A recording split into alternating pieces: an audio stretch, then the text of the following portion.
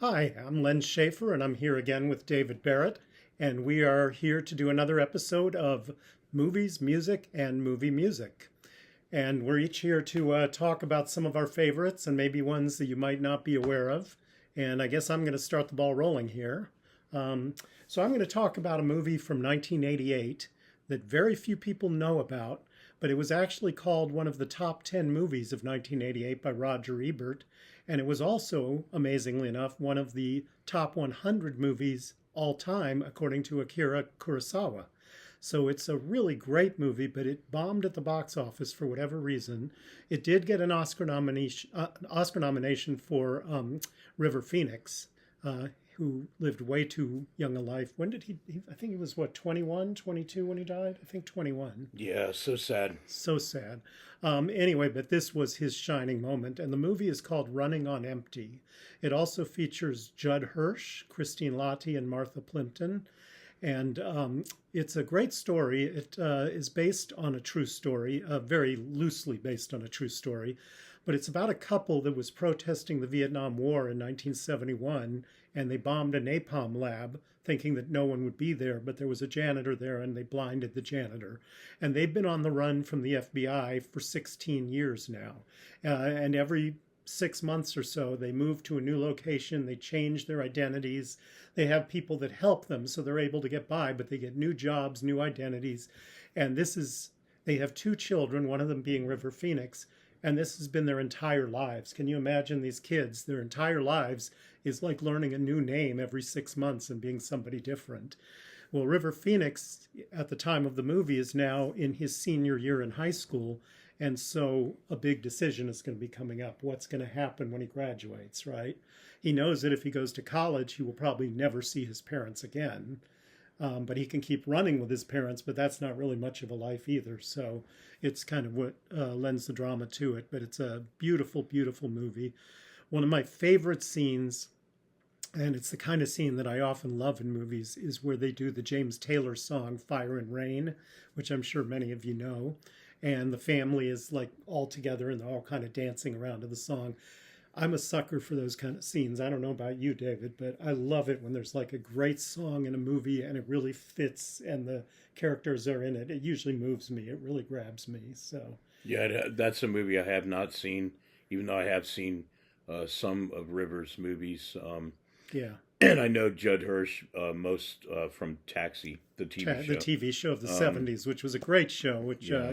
lasted, I think, 5-6 years, something like that. Yeah, that scene, another great, thinking of great scenes with great songs. I think of the movie Almost Famous, which is another one of my all-time favorite movies. Yeah. And there's a great scene when they're on the bus singing the Elton John song Tiny Dancer, another classic scene with a song in a movie. Anyway, so the acting in Running on Empty is absolutely stellar from every character, even the minor characters, the music teacher, the people in the town, etc. And the story is very compelling, very emotional. It's a real tearjerker. I have seen it many times, and it never fails to make me cry. So, if you're a sucker for tearjerkers, this is definitely a movie for you. So, David, we'll turn it over to you for your first movie. Well, I want to also, just because being on the subject of River Phoenix, my favorite movie, and I haven't seen many movies with him, but it's with Keanu Reeves, and it's directed by Gus Van Sant, who later on did Good Will Hunting and Milk. Right. It's a movie called My Own Private Idaho. Oh yeah. And they play street hustlers. Right. And they just run around, flee from the Red Hot Chili Peppers is acting in the movie. And there's Keanu Reeves and River Phoenix, and they just, it's like some call boys that do tricks throughout the movie and kind of squat in these abandoned flats and stuff. And it just showed a side of River and Keanu Reeves at an early point in their career that's just, it's amazing. And again, Gus Van Sant, who directed Drugstore Cowboy and Milk and Good Will Hunting later. Right. Again, My Own Private Idaho. If you get a chance and you want to see a part of River Phoenix's career and early Keanu Reeves and Gus Van Sant, it's such a good movie. So And one you other know, River yeah, Phoenix movie to talk about is the one that really put him on the map, which was Stand By Me, yeah, which a lot of people love that movie, kind of a classic with yeah, a lot of great kids. The guy who played Rudy in the movie Rudy was in it, also Sean Astin, yeah. as well as some other really great actors just getting started as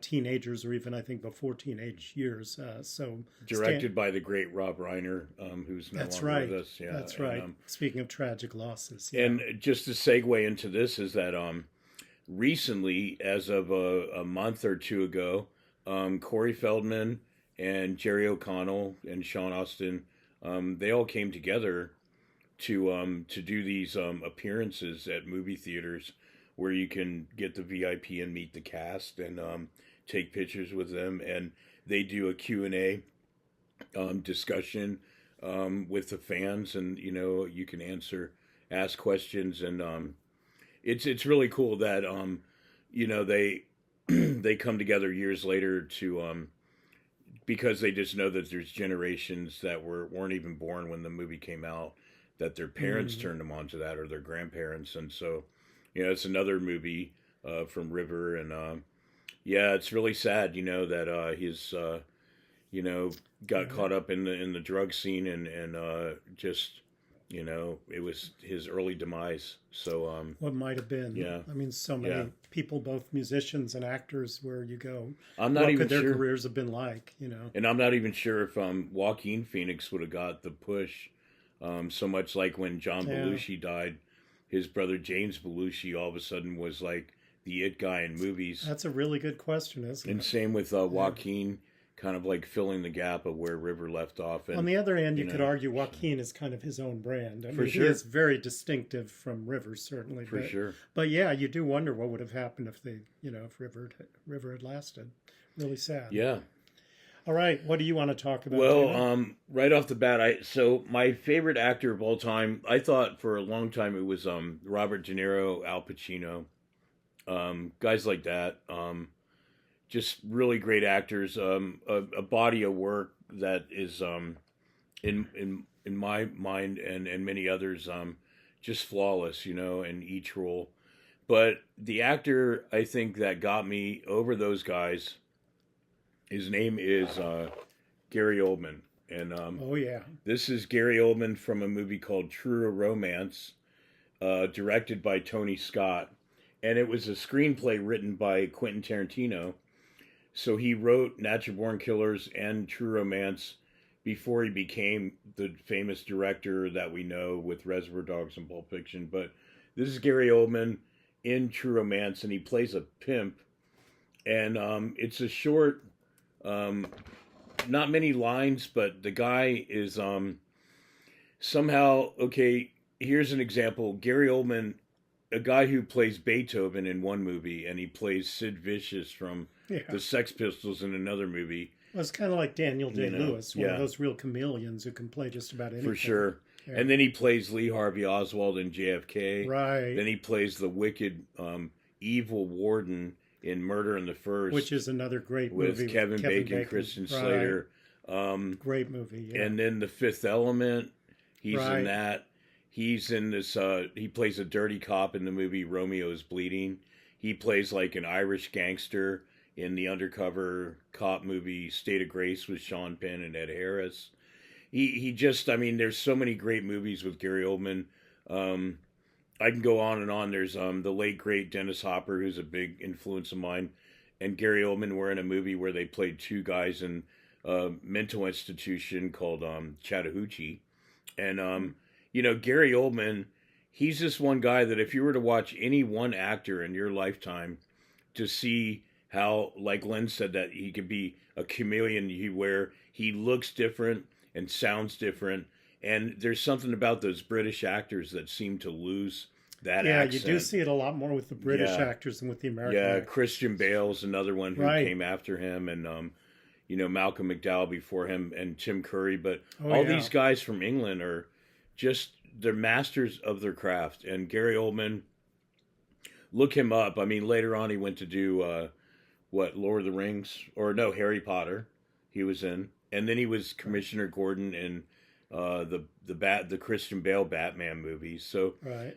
yeah, Gary Oldman he's really one of those outstanding, like one of a kind actors, and Now, I think I'll go to the grave saying that it is the man, the Brit, Sir Gary Oldman, who is my favorite, and look for any movie with him, but my favorite, State of Grace, and then Chattahoochee and Murder in the First. The guy is just amazing. So Gary Oldman. It was Daniel Day-Lewis that was in Gangs of New York. Right, Yeah, with DiCaprio. exactly. Okay. Yep. Sometimes I get those two mixed up because they're kind of similar, Yeah. Oldman and Daniel Day-Lewis. But okay, Yeah. well, great. Well, another one I'd like to talk about is an old one. It's from 1950, and it is called So Long at the Fair, and it has got what I consider one of the greatest premises ever for a movie. It takes place in 1889 at the Paris World's Fair, or Paris Exposition. Those terms are interchangeable. And it has Gene Simmons, and she's been in, let's see, I have a note here of some of the other movies she's been in. Let's see, do I have that? Yeah, she was in Guys and Dolls, she was in Spartacus, and she was in many other classics of the 40s, 50s, and I think even early 60s. But this one, she travels with her brother to the World's Fair, and they check in at a hotel, and they say their goodnights and each go to their separate rooms. And the next morning she wakes up. Not only is her brother, has he disappeared, but everyone denies that he ever existed. Mm-hmm. And his room is not a room, it's a bathroom. And she goes down to the hotel, to the check-in place, and they say, no, you checked in alone. And because she had just signed the book for both of them, they say, see, we just have your signature. Mm-hmm. So she's, there's this whole question of like, is she crazy? What's going on? But it's a great premise. Or it sounds like a dual personality. Maybe. Like she's not aware. Well, of course, I'm not going to give any spoilers as to what actually happens, but it is a tremendous, tremendous film. It definitely has stuck with me. I've seen it a few times. It's called So Long at the Fair. And I did take a couple notes. This isn't so much about the movie, but about the Paris World's Fair, which it ran from May to October of 1889. And it was actually run in celebration of the 100th anniversary of the French Revolution. So that was kind of interesting. And it's also where the Eiffel Tower first appeared, was in that 1889 Paris Fair. Right? Okay. And it was originally the entrance arch to the fair, and it was supposed to be a temporary thing just for the fair. Well, I think it's safe to say we can all agree that whoever made the decision to make it a permanent fixture instead of a temporary, that was a very wise decision. Yeah. Especially for tourism in Paris. Such a right? landmark. Yeah. They liked it so much they made a version in Las Vegas. Exactly. Yeah. Well, that's what Las Vegas is best at, right? Is copying other places. Yeah. So. Is her name spelled Jean? Jean, yeah, Gene Simmons. Gene Simmons, gotcha. And you should definitely check out her career because she did a lot of other great films. I mean, Guys and Dolls, one of the great movie musicals. Sinatra's in that as well. Also, what was the other one I mentioned? Spartacus, which, Ben-Hur gets a lot of press and it won Best Picture and the Oscars and everything. It's a great movie. Charlton Heston. Spartacus is better. Isn't it Kirk Douglas? Kirk Douglas, okay. Right. And she's in that too? She's in that as well. Oh, okay. And one of the great things about Spartacus is it was, I believe, 61 or 62. And, the blacklist was still going, the Hollywood blacklist from the McCarthy era. And Douglas hired all people who had been blacklisted, like his entire writing staff, most of his crew, all these people had been blacklisted. He was like basically saying a fuck you to the people who were still trying to keep people out of their livelihoods. So I always had a tremendous amount of respect and admiration for Kirk Douglas. So he just said, well, screw your politics and I'm just going to keep people working and keep things going. And I think it was about time too. It had been like a decade since the whole McCarthy. I never knew that about Kirk Douglas, but I get a lot more respect for that man for doing that. And, absolutely. And Spartacus is a great, great movie, one of the greatest of all the old movies. So if you like gladiator films, if you like The Gladiator with Russell Crowe, the won Best Picture about a decade ago, you will definitely love Spartacus. It is a tremendous movie. And I do maintain that it's better than Ben-Hur. Okay. Yeah. Cool. So, well, this would be a good segue to this is that, let me go on my pile of movies here that I got. So this person, Gene Simmons, spelled Jean. Gen. Oh, well, you're Gene Simmons. So he's most known for the bass player Kiss, but he also did a handful of movies where he played the bad guy. He was in a surfing movie with George Clooney. He was in this movie Runaway with Tom Selleck, and the guy behind this movie was the guy who did Jurassic Park, Michael Crichton, right? Right. Runaway. You're talking about the one who wrote the book Jurassic Park. Yeah, right. yeah. Okay. So he's the guy who I want to say wrote this and directed this movie, Runaway. And so yeah, Gene Simmons, he wanted to get into acting, and it kind of put a rift in between Kiss because it was taking up a lot of time away from the band Kiss. But Gene Simmons, an actor, in 5 or 6 movies, Runaway was one of them. There's another one called Wanted, Dead or Alive, where Rutger Hauer, rest in peace, Rutger Hauer, he plays the cop that's after Gene Simmons, who plays a terrorist. And it's funny because Gene Simmons plays a terrorist in Runaway too, and Tom Selleck's trying to stop the mad terrorist from going around. Kirstie Alley's in this as well. And he also did a movie with John Stamos and Vanity and Robert Englund called Never Too Young to Die, which is they had the one time only James Bond, George Lazenby, playing John Stamos' dad, who he played an agent, and so it was a play on James Bond, and then the supervillain was Gene Simmons, and he played a dual role in that as a transvestite, a psychotic transvestite, but he was also a rogue agent who was turned the bad guy. So he plays a dual role in this, and I just thought I'd bring that one up since he mentioned Gene Simmons, the actress, right. And I mentioned Gene Simmons, the bass player of Kiss, and also the actor Gene Simmons. And I guess I wasn't even aware that Gene Simmons had done some acting as well. That's some real talent. Yeah, he's in a handful of movies, and it seems like he always wanted to play the bad guy. So there you go, Gene Simmons of Kiss, and as the actor. I have met the man at Booksmith, and in San Francisco, a bookstore, and it was pretty awesome. So, yep, there you go. Okay. Len, what do you got? All right. Well, back in 2018 and 2019, Netflix did a series of documentaries called Remastered. And I have a list of all the people that they did their documentaries about. They did a total of 8 of them. And the other 7, before I get to the one I'm going to specifically talk about, they did one about Bob Marley, Johnny Cash, Run DMC, Sam Cooke, Robert Johnson, a legendary blues artist who influenced a lot of rock musicians, as probably a lot of you know. A Chilean singer, he's spelled like Victor Jara, but actually pronounced Victor Jara, Victorjara. And they did one about an Irish band called the Miami Show Band. And I don't know if you know the story of this, the Miami Show Band. No. They were a really popular band in Ireland, one of the most popular. In fact, I think were they North Ireland? No, they were an Irish band. And they got one day just pulled to the side of the road and killed all of them at once. And they think, at least per the documentary, which I did see, that there was some question about whether Margaret Thatcher was involved in this because they wanted to show, it was like during the height of what they called the Troubles, the Civil War, or the war between the Irish and the Northern Ireland, and England was involved, and there was all this terrorism. But it was just so tragic, this band that was really popular. And the theory was that they wanted to show that it doesn't matter how big you are, you can be gunned down. So anyway, but that was the other 7. The one I want to talk about is called The Lion's Share. That's Lion''S. And it focuses on the origin of the song that we all know called The Lion Sleeps Tonight. A Weem Away, a Weem Away. Everyone knows that song. Yeah. The song has made somewhere upwards of $60 million over the years from various covers. It was a huge hit in the 1960s, the early 60s, by a group called The Tokens. Actually was number 1 on the charts. It had been done even earlier by the Weavers, which was a folk group and had Pete Seeger. A lot of people know the name Pete Seeger, who's actually a character in the movie that just came out about Bob Dylan with Timothy Chalamet, right? Okay. A complete unknown. Yeah. And one of the characters is Pete Seeger. He was a singer and songwriter with the Weavers. So they did the song as well.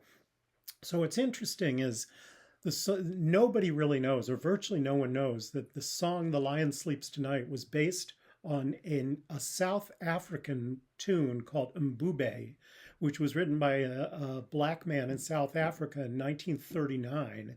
And at the time, they had only one recording studio in the entire country of South Africa.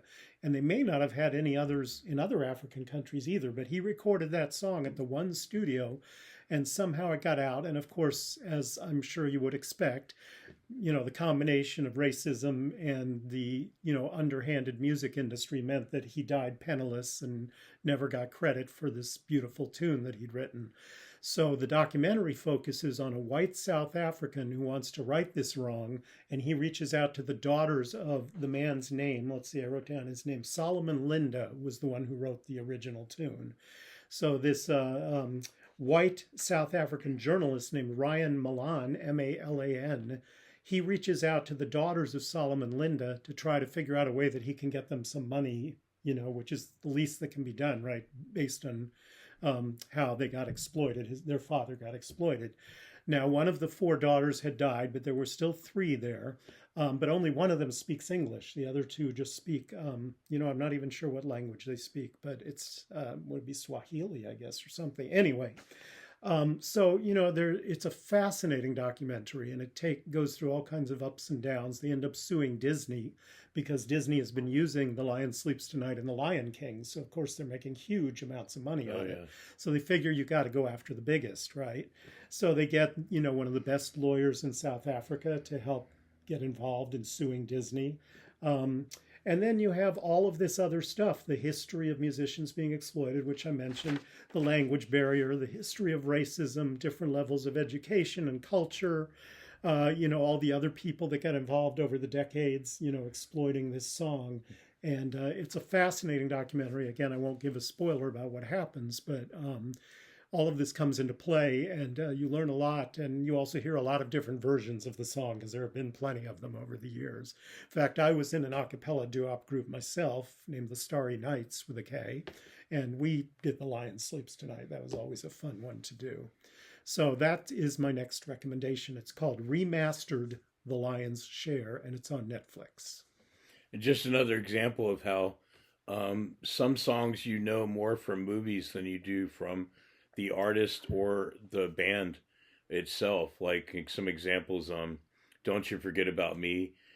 Hardly anybody knows about the group Simple Minds, but yet that one song is engraved in everybody's head.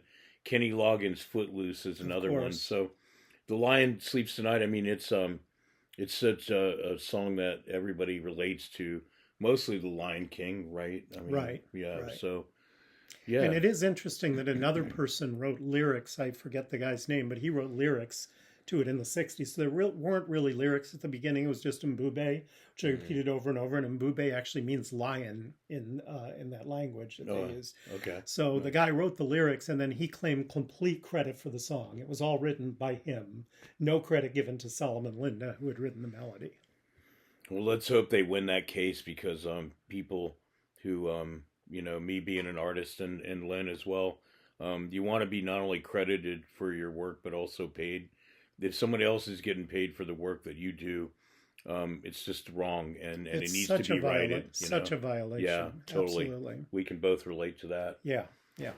Next on my list is another English actor, and my favorite movie from him. So his name is Christian Bale. And that is him in his movie called Harsh Times. And here's another look at Christian Bale. And of course, amazing. We mentioned him earlier in terms of one of those chameleon type actors. Another English actor who loses the accent in all the roles he does. A lot of people know him recently for the trilogy Batman movie, The Dark Knight Rises, and Batman Begins. But Christian Bale, this movie is the first movie he did after Batman Begins, which seems like an unlikely choice of a role, because it's a movie based in L.A. around gangs and drug dealing and violence, and it's a guy who is trying to...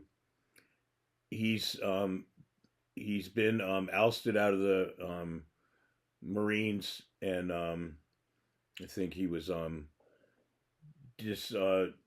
discharged, and maybe because he had some psychiatric problems. But anyway, it really shows in this role. Um, he is a guy just trying to get a job as a police officer or a Fed. Um, he ends up meeting up with a friend that he hasn't seen in many years, and they get caught up, doing some drug dealings and ripping off some gangsters and taking guns and reselling them. All the while he's trying to get it. So it's just a day in the life of him and the actor Freddie Rodriguez, and more importantly, the guy who wrote and directed this is David Ayer, who has also done. He wrote Training Day. He didn't direct it, but he wrote it. He also wrote and directed this movie, and wrote and directed In to Watch with Jake Gyllenhaal, and the movie Sabotage with Arnold Schwarzenegger and some other notables, and a movie called Street Kings with Keanu Reeves. So David Ayer, the director, anything he does is solid gold. Writer, director, and Christian Bale. I mean, look up, and anything he does is worth watching. Pretty much, it's hard to even think of like all the stuff he's done. But he was in a dragon movie with Matthew McConaughey called Reign of Fire, with Gerard Butler. Christian Bale, he was in the remake of Shaft when they made it into a movie with Sam Jackson. Right. He plays the bad guy. He's so good. Christian Bale, again, another example of English actors that just rule the screen.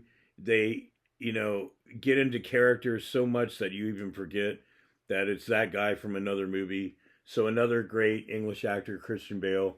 My favorite movie, Harsh Times. Check it out. You mentioned Freddie Rodriguez. I may be wrong in this. I'm not sure, but I think he was in the TV series 6 Feet Under.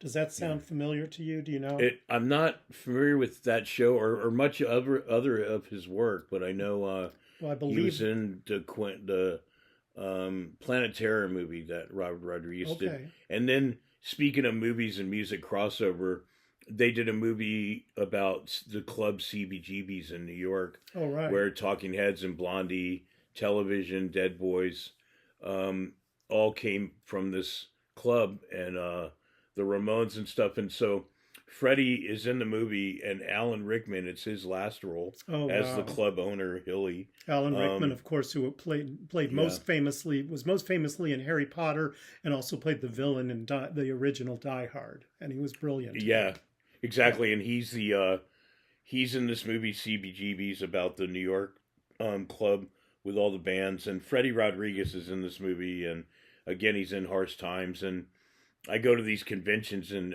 in this into May he's going to be actually doing an appearance at Monster Palooza, Freddie Rodriguez. So but definitely Christian Bale is just like Gary Oldman. Christian Bale is just an English actor who you cannot take your eyes off the screen once you start watching.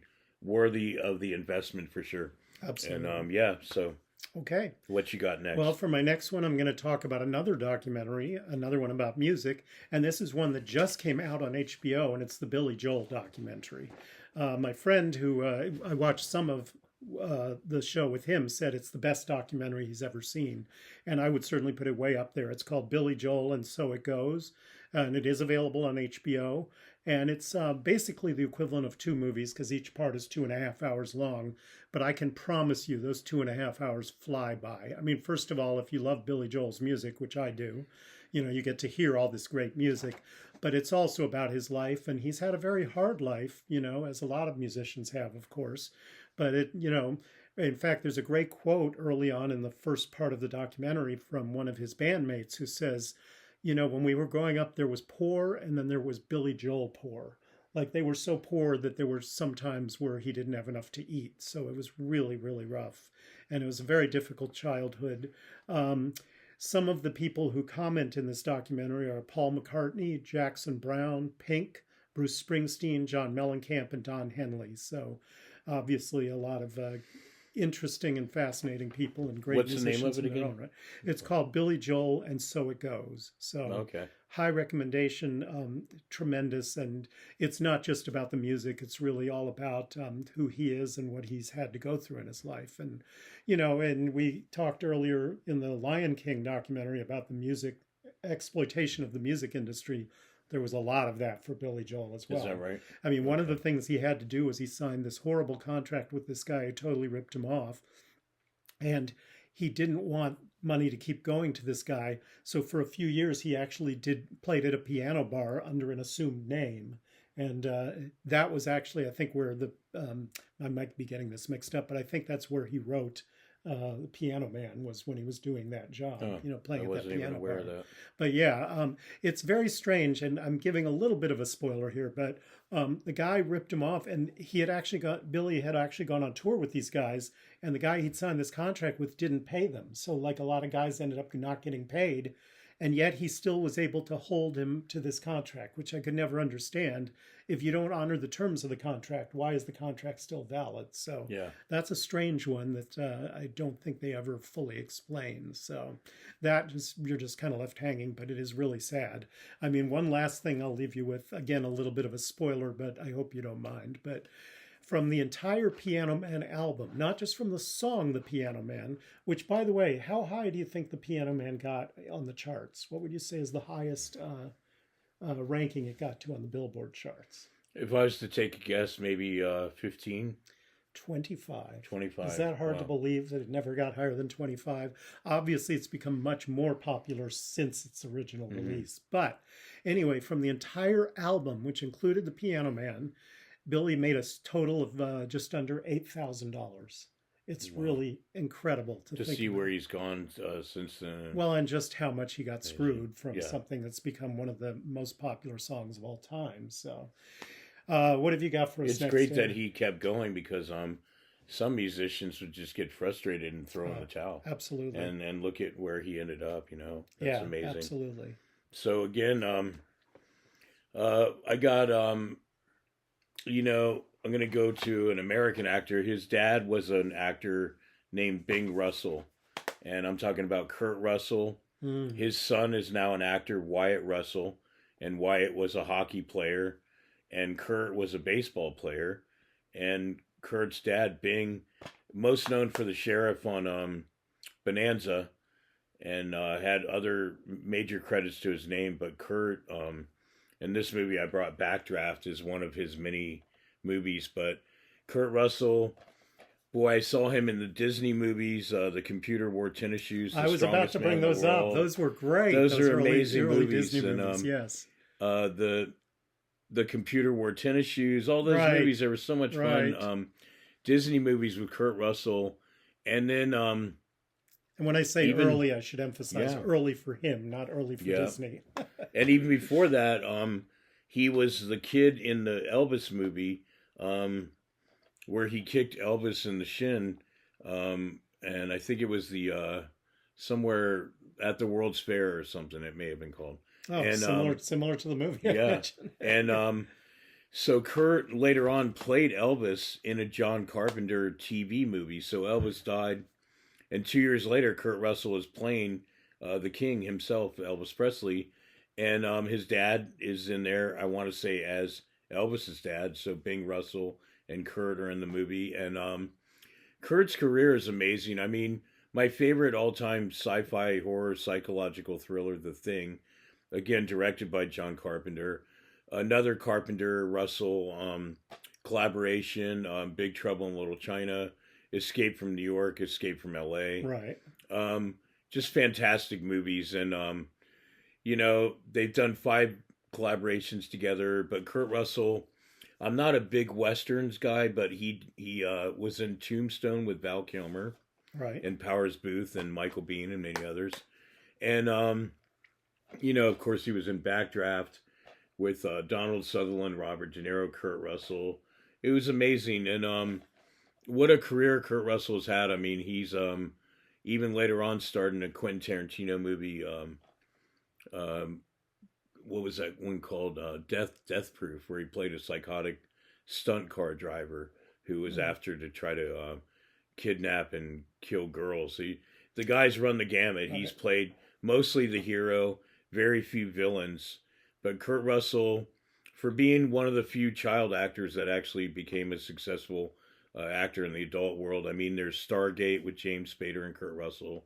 There's the movie he did with Robin Williams called The Best of Times, Kurt Oh, Russell that's a and Robin good one. Williams. Yeah. And what was that one movie, Captain Ron, where he played, Martin Short, Right. so Kurt, has a real special place in my heart because I didn't really his dad's acting was before my time, but I have seen Bonanza, and but Kurt Russell, he's really one of my favorites, and I feel if there's any really one Hollywood guy who's done it, and then now is his son Wyatt is an actor, after he had his run in hockey, so these guys are sports guys that felt that acting later on paid the bills and became part of their craft. But anything from Kurt Russell, Backdraft, Tombstone, the list goes on and on. The Elvis movie, And those Kurt Russell, Disney ones. yeah, you talked all the about, Disney yeah. movies with Kurt Russell.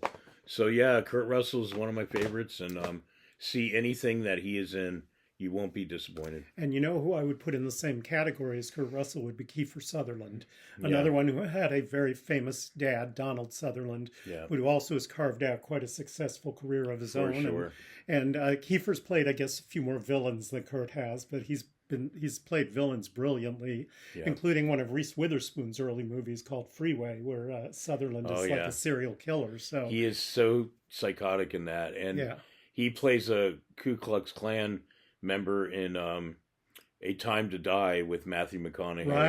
right. So he's in that, and And from what I've seen of him interviewed, he seems like the nicest guy. So Yeah. it's so interesting. I He's so actually good got at to these meet villains. him one time. He was in San Francisco promoting a movie for an artist, a guitar player named Rocco DeLuca, and the band Rocco DeLuca and the Burden. Kiefer Sutherland signed them to his record label and then put out a movie where, at the height of his success at the TV show 24, Kiefer went on the talk shows, and of course, David Letterman, Jay Leno, Conan O'Brien, all these people wanted to talk about 24, and he goes, well, I'm going to plug this new band and artist that I believe in. He's on my record label. His name's Rocco DeLuca. And so he found this guy unknown playing at a bar in Long Beach, and liked him so much he signed him. And because Kiefer was a longtime guitar collector, then he started playing guitar, so he has a love for music. And but he's a fantastic actor. And one more I'll leave you with, in his great stellar career, Kiefer Sutherland, is a movie called Eye for an Eye. And yeah. Sally Field plays the wow. mother, and Ed Yeah. Harris plays the father. Yep. And Kiefer is one of these really scumbag convicts who Another gets out serial killer. and rapes their daughter, Yeah. and he taunts her throughout the movie.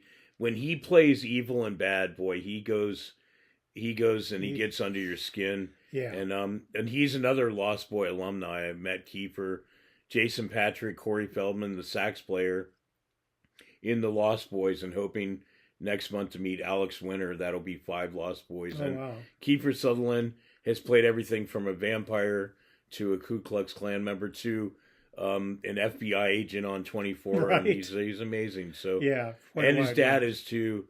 Anything Donald Sutherland has done, especially Invasion of the Body Snatchers, Yes. is one of those And like Ordinary really good People. movies. Just so Well, that's great. one I don't know about, but Oh my God. Yeah. Ordinary People. Donald Sutherland is the father of a family that's kind of coming apart, and he is so beautiful and so vulnerable in that role. It's really, and of course he was in the movie of MASH too, there you go. which Yeah. preceded the TV series. So One more last thing. He actually so Kiefer and Donald had been in 3 movies together, but they were never in the same scene ever. oh, interesting. So just about a year and a half, or maybe 2 years before Donald passed away, Kiefer and Donald played father and son in a Western that was straight to video. And I don't recall the name, even though I know it's a Western and it has both of them, Kiefer Sutherland, Donald Sutherland, on the cover. And they finally got to play in a movie as father and son, and had many scenes together. Oh, that's So great. before Donald passed, that actually happened, and I thought that was pretty cool that father and son That got must have been really to special do for it, you them. know. Oh, Yeah, for I can just sure. So imagine. great. All right, well, the last thing I'm going to talk about is not a specific movie, but an old time movie actor. Now, we've talked a lot today about chameleons, and this one is definitely not a chameleon because you always knew who he was, but he was so perfect as himself, and that was Jimmy Stewart. I loved Jimmy Stewart. Of all the old actors from the early days of Hollywood, he is probably my favorite. And I'm going to talk about a few of his movies. Everybody knows him for It's a Wonderful Life, of course. That's Yeah. That's what he's legendary for. But some of his other movies that were really great. He did a movie in 1950 called Harvey, which was actually originally on Broadway, and it was about a man who had conversations and interactions with a 6-foot invisible rabbit. Hmm. And it's kind of similar in a way to a movie that came out about maybe 15 years ago called Lars and the Real Girl with, I believe, Ryan Gosling, or it might be the other Ryan Reynolds. But that was about a man who had his girlfriend was a store mannequin, and the rest of the town kind of came to respect and appreciate him. What was this honored called? Lars and the Real Girl. So that was very similar to Harvey. And Harvey, again, is he has this 6-foot invisible rabbit, but he believes it's real and only he can see it. And some people play along with it and humor him, and others, want to have him institutionalized. Yeah. So, but it's a really sweet, kind of touching movie, and you really just grow to love his character. And I think the common denominator of all Stewart films, I think, is you just love him. He is so warm and so personable and so real. And, people get criticized sometimes for just being like a personality more than an actor, but I don't think it's that easy to always be believable and always be realistic, even if you're always kind of the same. And, Stewart has played villains as well. I mean, his characters are not all exactly the same, but another one of his movies that was really beautiful was from 1954 called The Glenn Miller Story, which is the true story of Glenn Miller, who was from the big band era, who wrote all kinds of legendary songs, such as Pennsylvania 65000, Chattanooga Choo Choo, In the Mood, songs that, a lot of you may know. Hold on, I got to get rid of something that's just popped up on my screen. Okay. And so June Allison was also in that movie. And speaking of MASH, Henry Morgan was in that movie. He's the one who played Colonel Potter in the TV series of MASH. And he had a small part in the Glenn Miller Story. So that was interesting to see him in there. And there are also some other legendary musicians that show up in the movie, like Gene Krupa and Louis Armstrong. So the Glenn Miller Story is another good one. The third one I want to talk about from Jimmy Stewart is Rear Window. Rear Window, also from 1954, and it's a Hitchcock film. And it's all in one set. It's pretty interesting to have a movie that's all in one set. Yeah. But the whole set is Stewart plays a photographer who's broken his leg, and he's confined to his apartment, and he's in a New York apartment, and he's looking out over this courtyard and all of these other apartments. And he's a real voyeur, and so he's looking with his camera, and you're seeing all these other characters and how they live their lives. Mm-hmm. It's basically like a little glimpse into the lives of all these other characters. And then he sees one that he thinks committed a murder, but he's not sure. And the body disappears, and no one, or most people, don't believe him. And so most of the movie is trying to figure out what happened with that. Raymond Burr is also in that movie. He was in the TV series Ironside in the 70s. And he had been in some other movies as well. So Rear Window is another good one to check out. And another Hitchcock film. I almost neglected to mention the other prominent person in Rear Window is Grace Kelly before she became the Princess of Monaco. And there's a great quote that I actually read on IMDb about Grace Kelly. This was written by one of the other either crew or cast members. Said, everybody just sat around and waited for her to come in in the morning so we could just look at her. She was kind to everybody, so considerate, just great, and so beautiful. So that's a really nice quote. So another Stewart film, which is another Hitchcock film, is The Man Who Knew Too Much. That one's from 1956, and that one features Doris Day. And I'm sure most of you know the song Que Sera, Sera. That's where the song first appears, is in that movie. And Doris Day won an Oscar for that, I believe, for for the song, for Best Song. And she sang it again in two other movies, which is interesting. She sang the same song in Please Don't Eat the Daisies from 1960 and The Glass Bottom Boat from 1966. And it was also the theme song for her TV series, which lasted 124 episodes, The Doris Day Show. So the main plot line of The Man Who Knew Too Much is that Doris Day and Jimmy Stewart and their son witness a murder in Morocco where they're traveling. And after the murder, their son gets kidnapped. And so the rest of the movie is Stewart and Day trying to find out what happened to their son. So, Wow. so that's a good one. And finally, I'll leave you with one more Jimmy Stewart movie. And this was one of his later ones from 1970, and it's called The Cheyenne Social Club. And I remember seeing that as a teenager growing up in the 70s, and I really liked it. It also has Henry Fonda and Shirley Jones, so a real stellar cast. And it was directed by Gene Kelly, which is kind of interesting because you don't think of him, of course, as a director. You think of him as a brilliant dancer and singer and actor. But this is a Western, like a Western from near the end of the Wild West era, or the Old West era. And Stewart plays a character who inherits this Cheyenne social club from his brother, so he travels a long way to go to it, not realizing that the Cheyenne social club is actually a bordello. And Stewart is this very straight-laced, prim and proper character, so he has to come to terms with now owning this bordello, with the madam being played by Shirley Jones. So, Wow. yeah. Is that the same Shirley Jones from From Partridge Family? Partridge Family, from Oklahoma, from Carousel. She did a lot of Rodgers and Hammerstein musicals as well as, and of course The Mother in the Partridge Family, which is what she's best known for. Yeah. So if you're going to check out one of the older actors, I would say James Stewart or Jimmy Stewart. He goes by either one, and just a lot of really tremendous work. Cool. That's one I should look into more. Because I've even heard people do impressions of him. Right. He's definitely very recognizable, both his look and his voice. And he was a tall guy. He was 6'4". So, yeah. And especially imagine 6'4" in the 50s. That was really tall because there were not nearly as many tall people in those days. So, and I guess you've got one more for us? Yep. I got one of my favorite actors. And it's funny that you mentioned earlier, Len, about a lot of actors that are just seem like the same. Like they're just the personality. It's not that they're playing a different character. It's like that's kind of like they have their nuances and their whole thing. I would say not so limited to that, but Christopher Walken. I mean, here he is, Christopher Walken with Lawrence Fishburne in a movie called King of New York. Christopher Walken, I first saw him at close range with Sean Penn, and Chris Penn played his sons. And Crispin Glover, Kiefer Sutherland, were all in this movie, many others. And the first time I ever saw Christopher Walken on the screen, ever saw him, heard of him, see him act, and he scared the living hell out of me. He was pure evil. And the movie At Close Range is based on a true story of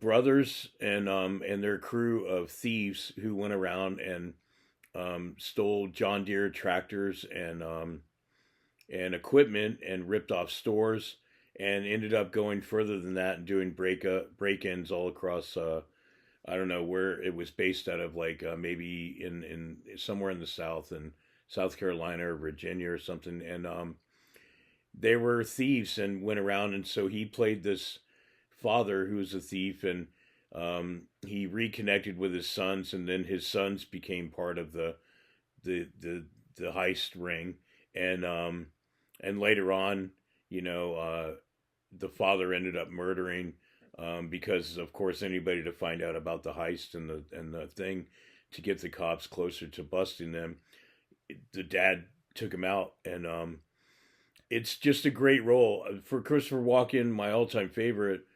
Probably at close range. This movie by Abel Ferrara called King of New York. Abel Ferrara is a New York director, similar to Martin Scorsese, who has a movie called Bad Lieutenant, and another one called The Funeral with Benicio del Toro and Chris Penn. But Christopher Walken, I mean, we could just go down the line. I mean, True Romance. He was in Batman Returns with Michael Keaton and Michelle Pfeiffer. he's so many movies. I mean, Wedding Crashers, you know. Oh yes, as the Secretary of, what was He, it, Defense or Labor or something, one of the high government figures. So yeah. yeah, he can make you laugh, but also he can play really. He's played some great villains. He even played a villain in the James Bond movie, A View to a Kill, filmed in San Francisco. So anything really with Christopher Walken, the guy is he's like an American treasure, man. I don't even know what to say. This guy, you can't take your eyes off him, and you can't stop listening to And that that man voice when he is speaks. very distinctive. I Isn't know, it? that's what I was talking about. Like Yeah. it's almost like it doesn't matter what character he plays. He's not like a chameleon like Gary Oldman Right. and these guys, but he sounds the same. He has the same nuances and mannerisms, but yet it's his own deal. You know, it's like I put him and Crispin Glover in the same categories. Like Yeah. no matter what That's a movie you good one. get, they're always going to have that Christopher Walken thing and that Crispin Glover thing. But it's very entertaining, and his body of work. I mean, let's go the Deer Hunter, Oh Christopher yeah. Walken, Robert De Absolutely. Niro. And another one is he's in Biloxi Blues with Matthew Broderick. I know That's he a was good so one. He plays good in the that, sergeant wasn't in he? that. Yeah. Oh my gosh, Yeah. The time at the end where he flipped out. Well, and now he's don't just- say too much. You don't want to spoil it for people. But... So you know anything with Christopher Walken, the guy's one of my all-time favorite actors. Probably easily top 10 up there with Pacino, De Niro, Gary Oldman. Christopher Walken is definitely my guy. So we'll end it with that. And, stay tuned. I feel we're going to do more of these movie reviews and, breakdowns of many movies in the near future. So stay tuned. We'll never run out of movies to talk about. That's true. There are a lot of good ones out there. Yeah, we will die before we get to every single one of them. So. And I think it's so important for us to bring up movies that people might not be as aware of. Exactly. So yeah. I'm glad we had a chance to do this. So until next time, this has been another episode of Movies, Music, and Movie Music.